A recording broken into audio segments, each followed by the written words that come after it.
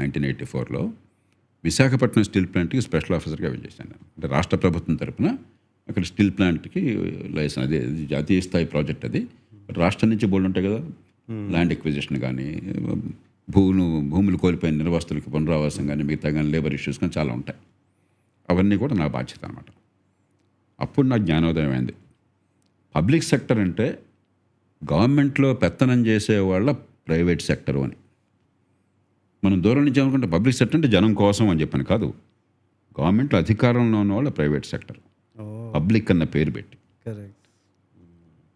So it is more private than private sector. అంతే. కాకపోతే private sector అయితే, మామూలు ప్రైవేట్ సెక్టర్ అయితే పెట్టుబడి పెట్టిన వాడు రిస్క్ తీసుకుని దివాలా చేయడానికి సిద్ధపడి నాన్న తంటాలు పడి దానిలో జప్తం చేస్తుంటాడు. ఒక అకౌంటబిలిటీ అయినా ఉంటుంది. పబ్లిక్ సెక్టర్ అంటే ప్రజల డబ్బు మంది, అక్కడ పెత్తనం చేసేవాడిది కాదు.